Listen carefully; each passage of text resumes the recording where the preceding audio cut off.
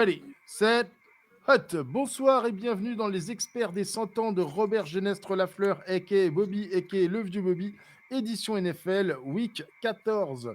Les experts des 100 ans de Robert Genestre Lafleur, a.k.a. Bobby, a.k.a. Le Vieux Bobby, édition NFL, c'est votre émission hebdomadaire où nos analystes décortiquent l'actualité de la NFL.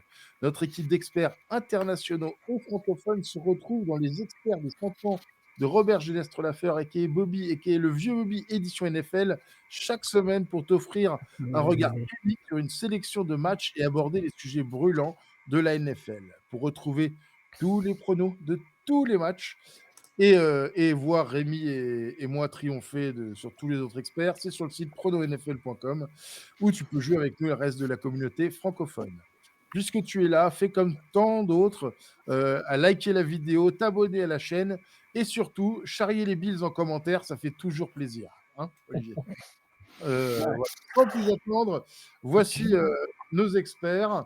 Il n'a Tu pas parles du été. boulet de l'autre fois, là? Ah oui, excuse-moi. Voilà. Il n'a pas été sélectionné pour faire la promotion de son coiffeur. C'est notre homme du Sud, Olivier Rival. Bonsoir. Salut, content de te retrouver. Il est top équipé par sa liaison satellite, sa caméra 4K et son éclairage qui mérite d'être cité. Il s'agit de Rémi. Bonsoir. Salut Rico, salut à tous. Il a les fonds d'écran improbables qui nous rendent un peu confus. Il aime se positionner sur le bas de son écran parce qu'il a du mal à se tenir droit. Il s'agit de FFB, notre robot castor à nous. Bonsoir. Bonsoir à tous. Et notre dernier expert qui est là de cœur, en bas de l'écran et qui sera là à l'écran toute la soirée, c'est le Vieux Bobby que ces profanes Olivier Rival et Rémi ne connaissent pas. Mais c'est aussi, je réfléchissais, parce que toi, tu connais FMB, Bobby.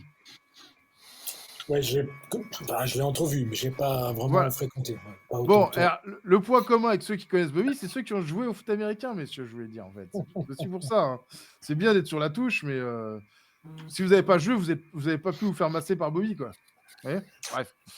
Voilà, Bobby, s'il n'était pas mort il y a quelques années, aurait eu 100 ans aujourd'hui, et c'est quand même la classe. Voilà. Et Bobby, c'est un état d'esprit, c'est un mec qui un jour, il y a un de nos joueurs qui partait poursuivre sa vie de jeune adulte en province, et il était en galère parce qu'il n'y avait pas de voiture.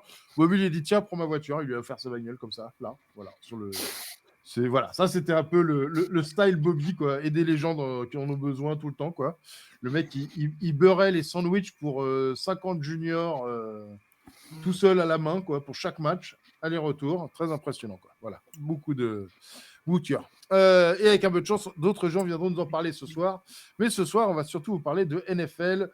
On va parler des Dolphins, de la NFC Sud, des Eagles contre les Cowboys, des Bills contre les Chiefs, des Broncos aux Chargers et les Colts aux Bengals.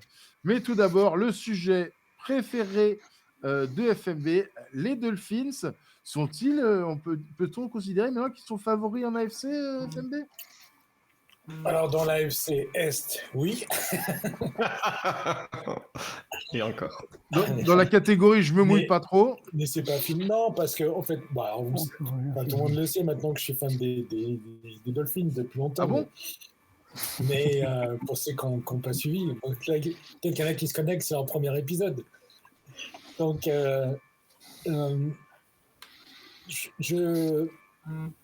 j'ai quand même des doutes, en fait, sur l'aspect défensif. Et aussi sur l'offense qui marche pas tout le temps. Donc, il y a vraiment... on voit qu'il y a... quand il y a Etienne qui est là, ça ajoute de la dynamique, ça ajoute de la vitesse. Donc, les défenses sont un peu plus... on va dire usées parce que il faut choper des gars comme Tyreek Hill, Waddle et Chain. Et Mostert fait bien son job aussi. Donc la combinaison des quatre quand ils sont présents et que tu as Libyen et surtout appelle bien les motions, quand tout ça tourne bien, ça fait un bon cocktail dynamique. Mais par contre, la défense est aussi, et c'est là où on voit que les grosses équipes, c'est quand la défense est constante. Or, la défense de Miami n'est pas constante. Ils ont fait un super match, dont Von Gigel a fait un super match la semaine dernière, mais c'est pas tout le temps. Donc, pour être prétendant incontesté de la AFC totale, moi je dirais que, et j'en ai parlé un petit peu avec Olivier, je mettrais aujourd'hui, et donc je vais me faire huer par un peu mes amis fans des Dolphins, je mettrais quand même les Ravens devant, parce qu'ils sont un peu plus constants. Et on n'en parle pas, et je pense que c'est un tort, on n'en parle pas assez des Ravens, et les Ravens, à mon avis, peuvent aller jusqu'au bout. Voilà, je lance le débat. Attends, je peux boire. Allez-y, messieurs. Ouais, mais je suis assez d'accord avec son analyse. J'ai tendance à croire que on les voit un petit peu trop beaux, ces Dolphins, tout simplement parce qu'ils ont un calendrier extrêmement favorable.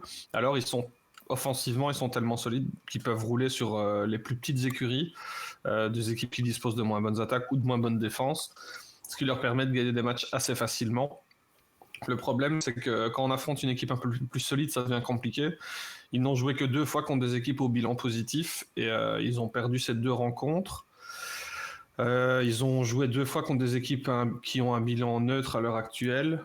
C'était les Broncos à l'époque, mais qui étaient au fond du trou. Et c'était les Bills. Et on se souvient du résultat. Les Bills s'étaient littéralement baladés face aux Dolphins. Donc j'ai tendance à croire que ces Dolphins-là ont un petit problème à régler, c'est face aux bonnes défenses et tout simplement face aux grosses écuries. Et on sait qu'en playoffs, ce qui compte, c'est de bien jouer contre les bonnes équipes. Ils ont une fin de saison qui permettra de répondre à pas mal de questions. On a notamment les 3 dernières semaines.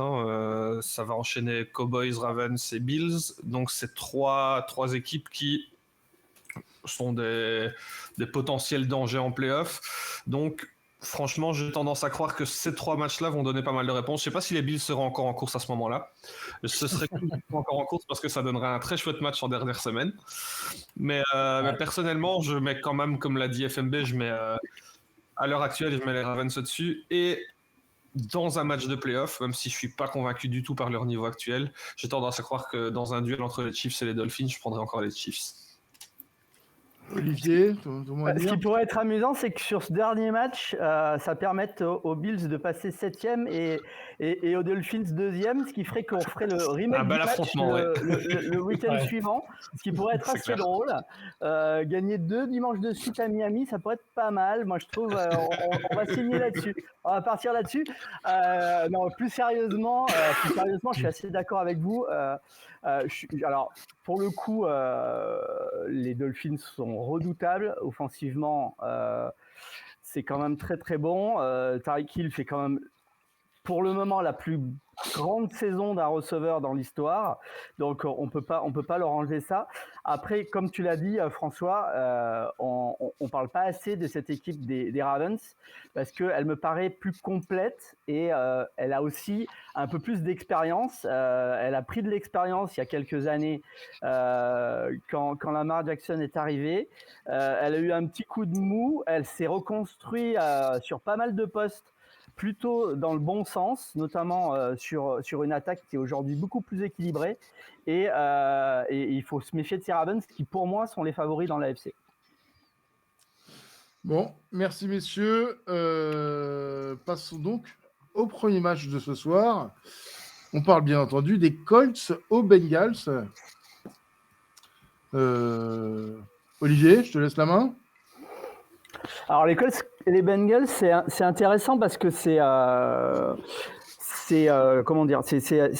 des équipes qui sont difficiles à estimer aujourd'hui. On a l'impression que les Colts finissent par marcher relativement bien, mais ça reste une équipe fragile, notamment offensivement. C'est pas non plus très très impressionnant. C'est une équipe qui a souvent dans le passé eu des problèmes pour tenir des scores. Ils se sont effondrés régulièrement sur des matchs qu'ils avaient gagnés.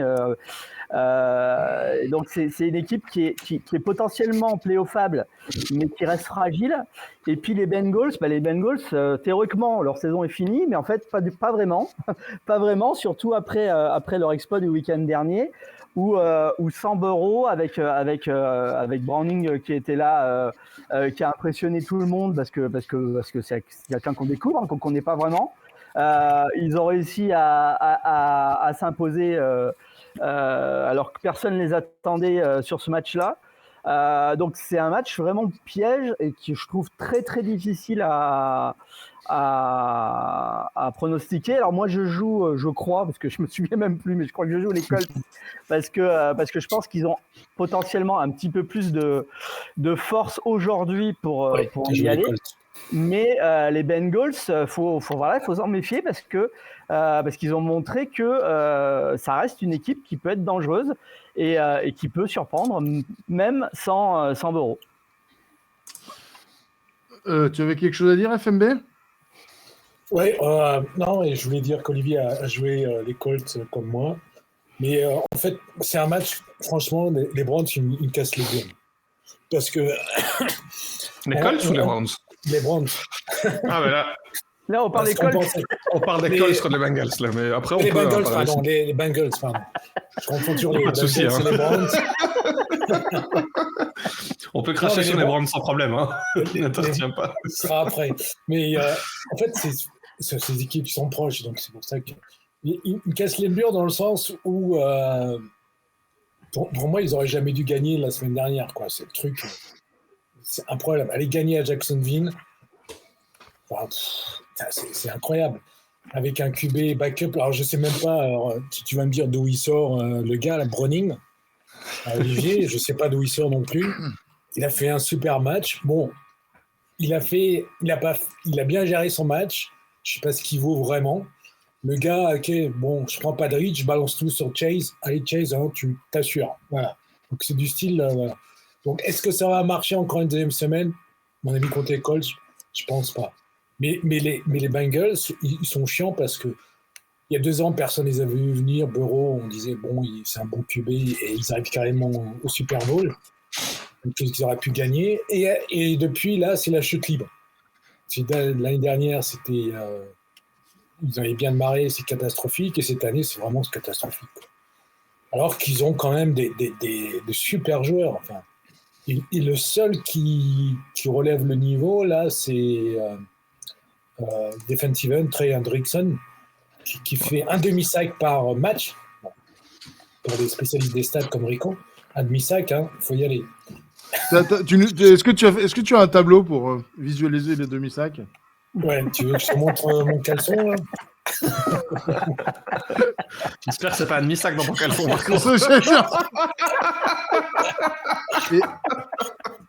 Et puis, non, pas encore.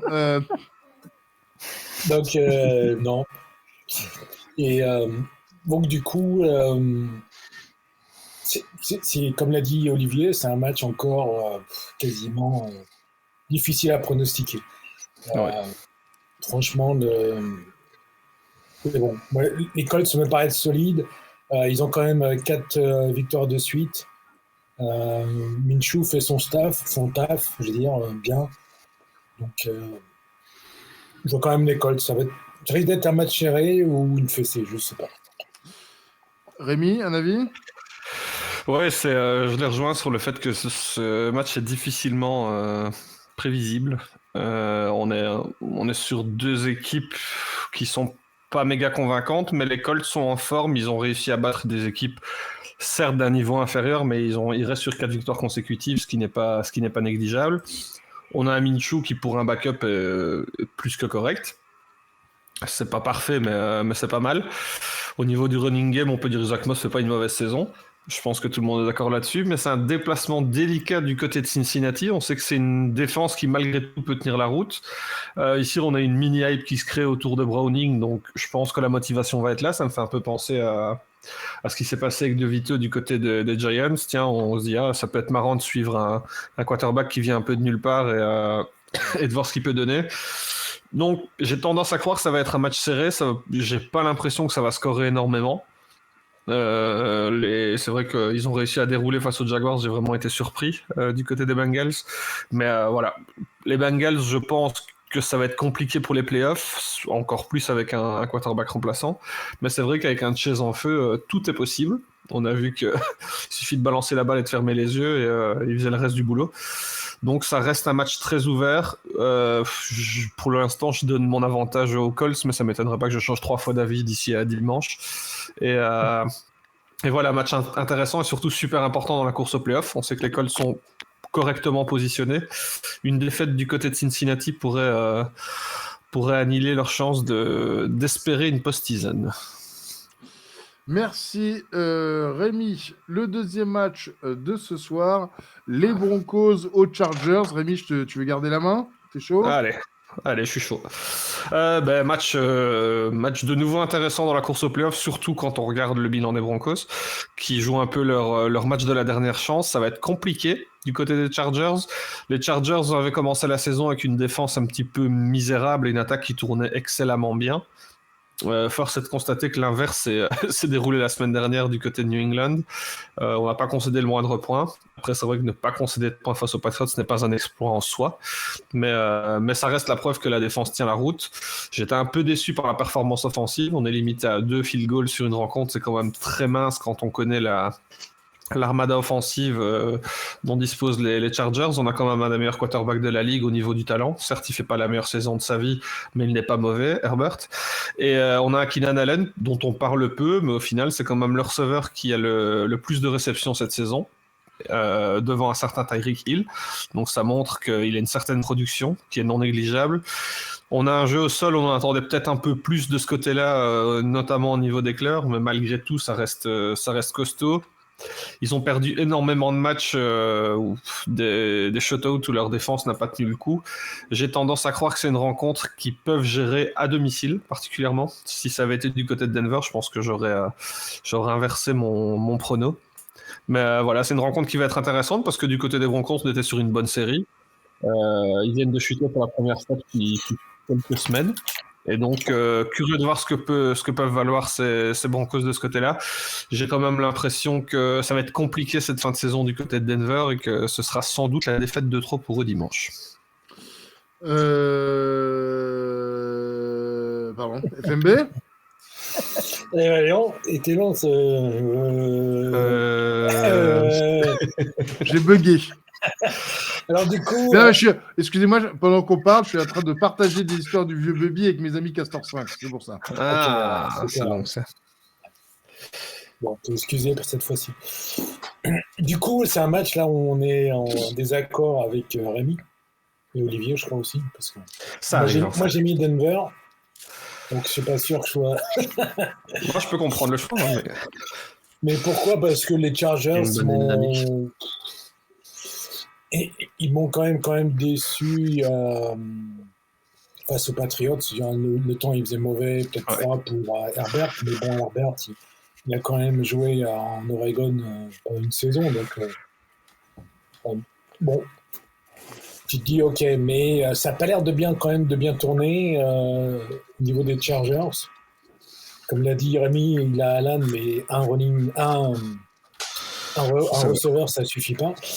Et les Broncos sont dans une dynamique en fait où la défense est quand même hyper améliorée, je trouve. Sean Payton fait du bon boulot.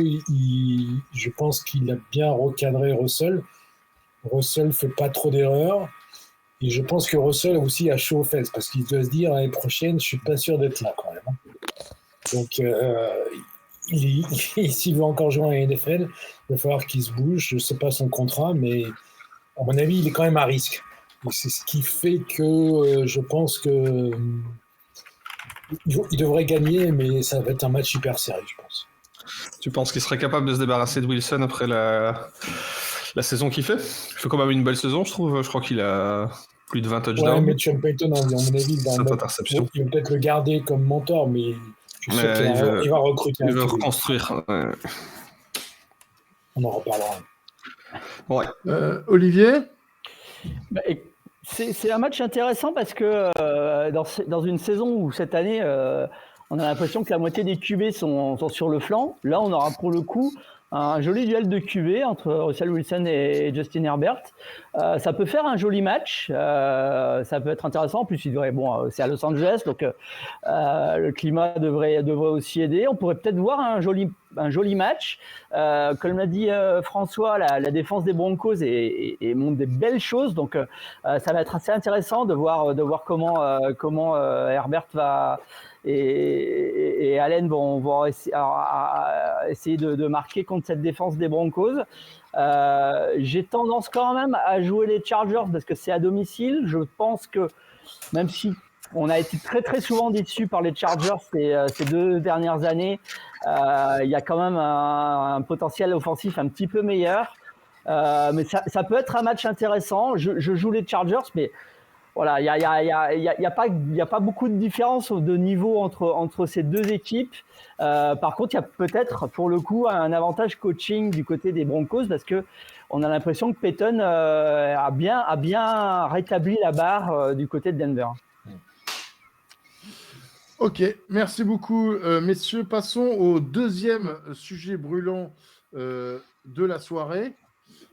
Parce que c'est un sujet brûlant, n'est-ce pas? La NFC Sud, qui est favori? Quel bilan pour être champion de division? Ça, c'est un beau sujet, Rémi. Ah, c'est beau ça. Rémi, c'est ton sujet, je te laisse. Ouais, écoute, bien malin celui qui saura donner une réponse à cette heure-ci. On a des matchs de division qui nous attendent, notamment dès ce week-end.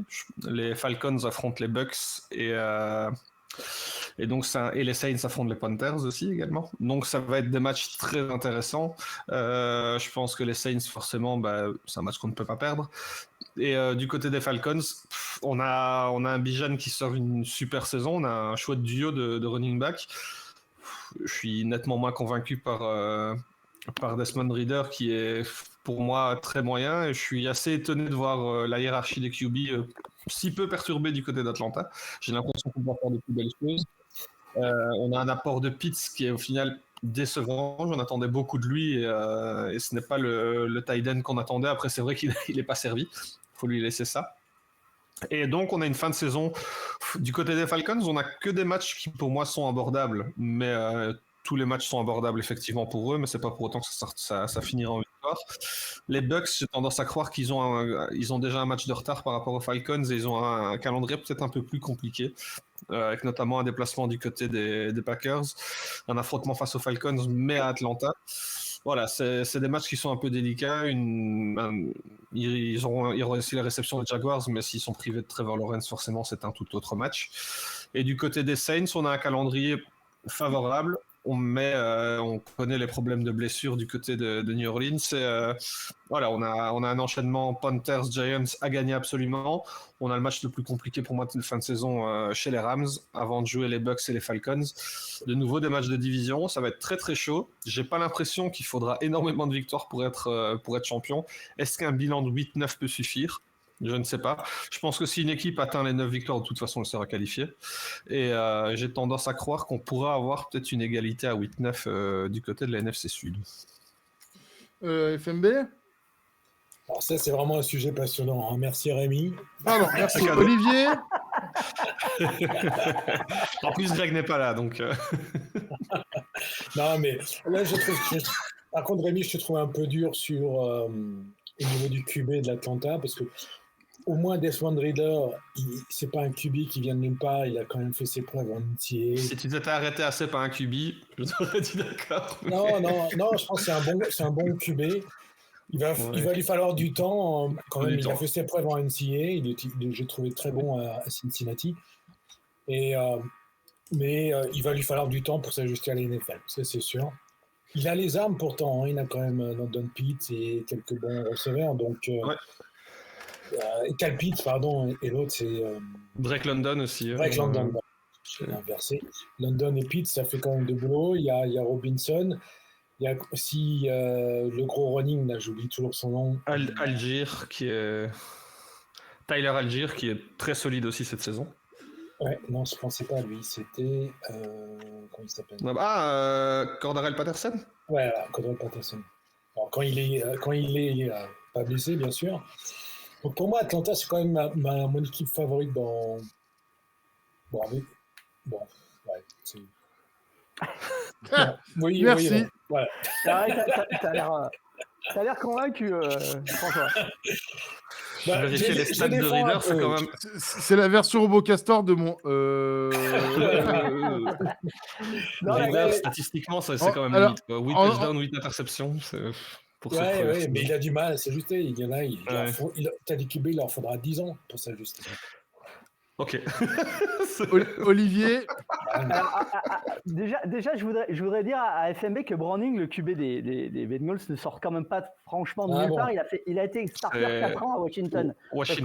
Comme c'était il y a 5 ans, on l'a un peu oublié, mais il a quand même été. D'ailleurs, je crois qu'il a été joueur offensif de l'année en Pac-12 à l'époque. Il a fait le Rose Bowl. Enfin, il sort pas de nulle part quand même complètement, même si il était passé complètement sous le radar parce qu'il était backup aux Vikings, il est backup aux Bengals depuis 5 ans, donc voilà. Mais quoi qu'il en soit, du côté de la NFC Sud, effectivement, on parle de la division la plus faible de la ligue. Tout le monde, non, les Panthers c'est mort, mais il reste 3 équipes moyennes qui peuvent gagner cette division. T'as une équipe des Falcons qui est l'équipe de toute la ligue qui mise le plus sur la course, de très loin. Donc qui va un peu à l'ancienne essayer de bourriner son passage jusqu'en play-off. T'as une équipe des Bucks qui est un petit peu vieillissante sur pas mal d'aspects, qui est assez irrégulière. Et tu as cette équipe des Saints qui, sur le papier, devrait gagner, mais qui a 75 blessés et qui joue avec des troisièmes couteaux sur pas mal de postes. Donc c'est quand même très très difficile. Comme l'a dit Rémi, c'est clair que même à 9-8, ça risque de passer pour une de ces 3 équipes parce que ça va pas être très très jojo, même si les calendriers sont pas forcément très très difficiles. Je mettrai quand même une petite pièce sur les Saints, mais ça va aussi dépendre du retour ou pas d'un certain nombre de blessés. Ok. Un autre mot à dire peut-être, messieurs, sur... Non, on a fait le tour de la NFC. Ouais, bonjour à Greg, on a parlé de la NFC Sud, il n'était pas là. On va le saluer. Ça a marché son truc de pas parier Atlanta? Ah oui, ça... Non, une fois sur 2. Ça marche une fois sur 2 puisqu'ils sont 6-6, effectivement. Très bien. 3e match de la soirée. Ah merde, on va devoir laisser parler Olivier. C'est les Bills contre les Chiefs. Alors, on laisse parler Olivier en premier, en dernier, messieurs, on fait quoi? En premier, naturellement. Hein. La parole au chef. Allez, comment il sautille, là. Ouais, il sautille, Olivier. Allez, Olivier. Allez, Olivier. Si chef, c'est le bon mot. Bills Chiefs, bah écoute, ça risque d'être quand même un match plutôt sympa. En plus, ça a un horaire plutôt accessible pour les Français, puisque c'est le match du créneau de 22h. Effectivement, ça promet quand même d'être assez intéressant du point de vue offensif avec ces 2 grosses attaques. Les Chiefs sont pas franchement très impressionnants depuis quelques semaines, même depuis pratiquement le début de la saison, mais là c'est quand même pas génial. Contre les Packers, franchement ils méritaient largement de perdre. Donc ils sont pas non plus dans une super grande forme. Les Bills sortent de leur semaine de repos, mais ils ont encore en travers de la gorge ce match à Philadelphie qui a été un peu épique. Ça a beaucoup blablaté pendant 10 jours. Il y a aussi Von Miller qui a fait des siennes, qui est passé par la case prison, etc. Donc et qui reste quand même le gros flop de cette saison du côté des Bills. Donc voilà, c'est pas des équipes qui sont en pleine confiance. Pour les Bills, c'est clairement un match de la dernière chance. Alors ils auront encore une mini chance de passer en play-off en perdant ce match, mais il faudrait vraiment qu'ils soient parfaits derrière, en sachant qu'il faut qu'ils aillent à Dallas la semaine suivante. Donc c'est franchement obligé pour eux d'aller le gagner. Les Chiefs ne peuvent pas non plus se permettre trop de le perdre parce que derrière ils vont perdre le contact avec notamment les Ravens et les Dolphins pour les places en play-off à domicile. Donc il y aura de la motivation, il y aura 2 grosses attaques. Ça peut franchement faire un très joli match. Je joue les Bills évidemment parce que à la différence de Greg, moi je joue plutôt mon équipe. Hein, voilà, je perds tout, je gagne tout. Donc voilà, je joue les Bills, mais voilà, ça va être un match intéressant. Ouais. Les Chiefs ont perdu la semaine dernière. Hein. Ouais. Les Chiefs n'ont pas perdu. Ils ont perdu. Vas-y, Ils ont FMB. perdu contre les Packers. Les Packers, pour le coup, c'est une équipe qui peut surprendre pas mal de monde dans cette fin de saison. J'aime beaucoup ce qu'ils font.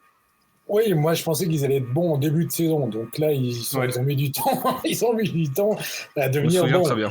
Donc, c'est bien que la saison soit plus longue, quoi. Voilà, et pour eux, le début de saison.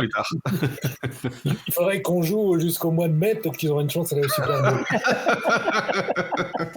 Donc, mais alors les Chiefs, par contre, c'est l'inverse. Là. J'ai l'impression que plus ça va, là, eux, ils vont se prendre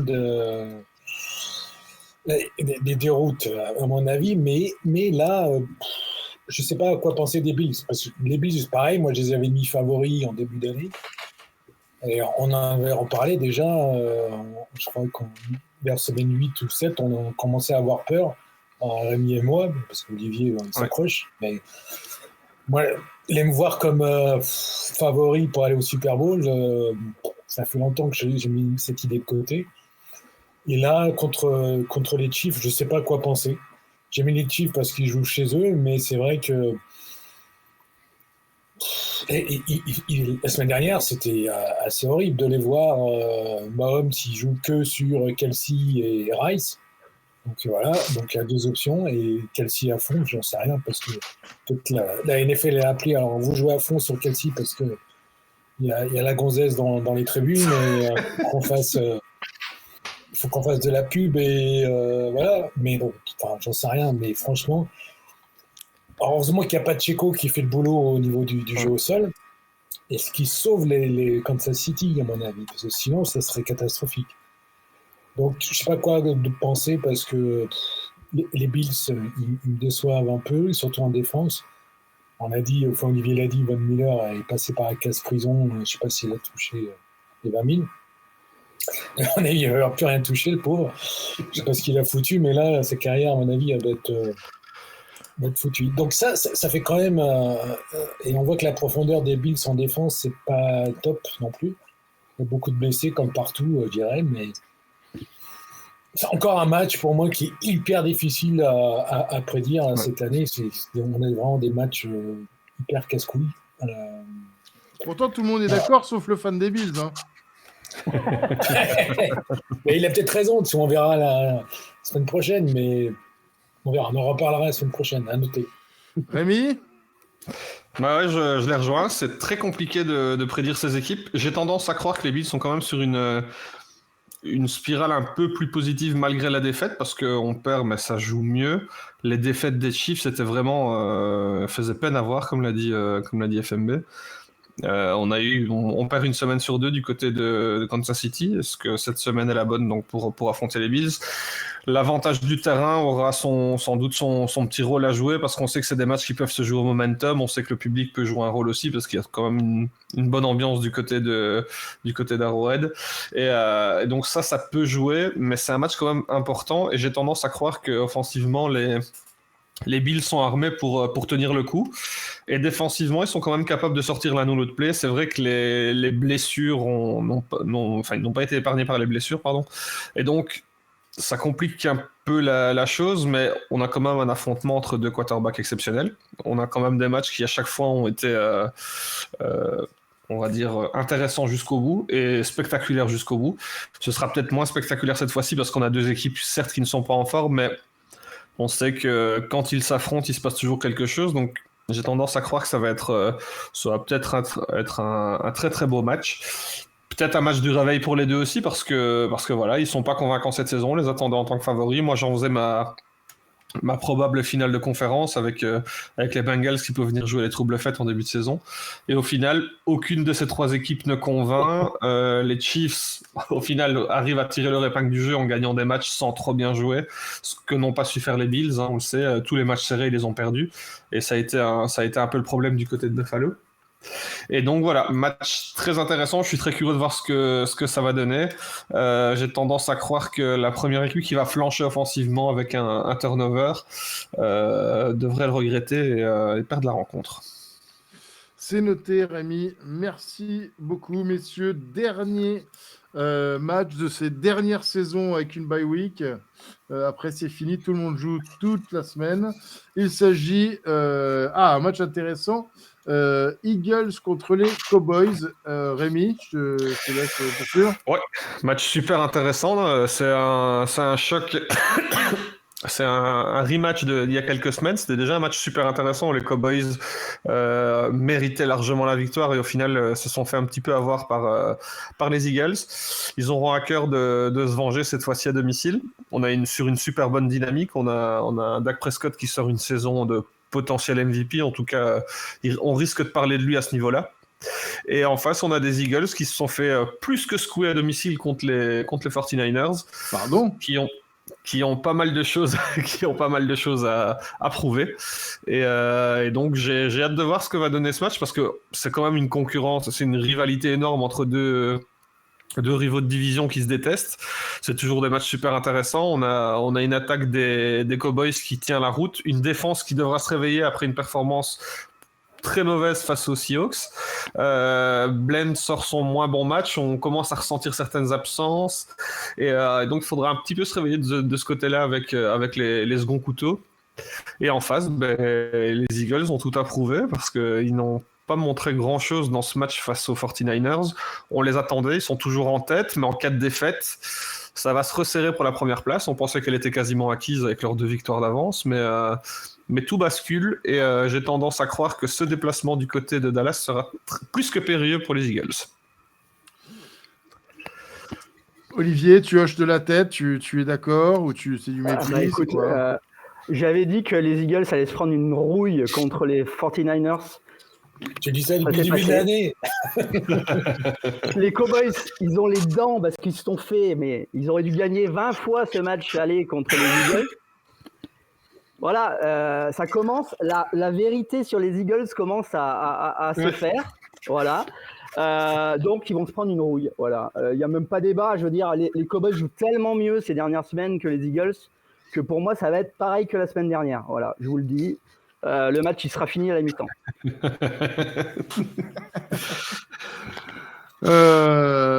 FMB, pour finir. Ouais, j'espère qu'Olivier a raison parce que moi, je l'ai dit depuis le début de la saison. Moi, je ne suis pas fan des Eagles. Ouais. Je trouve surcotés. Ils assurent bien au jeu au sol. Ce qui les sauve, c'est qu'ils ont une super defensive line, on en a parlé, qui assure vachement, mais les Cowboys sont sur une bonne dynamique et moi, je suis vachement impressionné par leur défense, surtout par Micah Parsons qui est un super linebacker, qui est capable de jouer même inside linebacker. Il fait quand même pas mal de... Et ce que j'aime bien, c'est qu'ils le font bouger en fait sur les formations, donc il est assez impressionnant. Et Dak Prescott, quand il assure, c'est pareil, donc la machine tourne bien. Donc et là, j'ai l'impression que les Cowboys vont aller loin. Enfin, j'espère pour eux, mais alors je suis pas vraiment sûr que le match sera plié à la mi-temps. À mon avis, ça sera un petit peu plus serré que ça, mais oui, je vois quand même Dallas gagner quand même. Il y a 4 belles lignes pour le coup sur ce match-là. Je trouve que du point de vue des tranchées, il y a un joli duel parce que je rigole un peu avec les Eagles, j'exagère le trait, mais s'il y a quelque chose que les Eagles ont vraiment de la qualité, c'est sur leurs 2 lignes, à la fois offensive et défensive. Et du côté des Cowboys, il y a aussi 2 très belles lignes, donc ça va vraiment pousser. Physiquement, ça va donner ce match. Ouais. Ok. Messieurs, quel match allez-vous regarder dimanche? À 22h, ce sera les Bills, clairement. Et à 22h, ce sera les Bills. Et à 19h, il y a un Rams-Ravens qui va être pas mal. Ouais, ça peut être sympa. Je sais pas si les Rams tiennent un peu le coup, ça peut être très sympa. Eh bien, merci beaucoup, messieurs. Encore Alors, une fois. On voulait quand même parler d'un ancien joueur qui nous a quittés, mais Bobby aussi, mais il y a aussi, donc si c'est bien vrai, un joueur qui nous a quittés. Moi, j'ai connu en tant que joueur et il avait démarré les Dogs de Suresnes, c'est Denis Padrosa. Olivier l'a connu par la suite en tant qu'arbitre, ce qui me fait marrer. Il était coach et arbitre parce que ça faisait une vingtaine d'années qu'il était installé dans le Sud-Ouest, donc il était principalement aux alentours des Kangourous. Et il était devenu quelqu'un d'important dans le football américain du Sud-Ouest, comme il l'avait été à une certaine époque sur Paris. Donc c'est une disparition assez triste pour le petit monde du foot américain français, effectivement.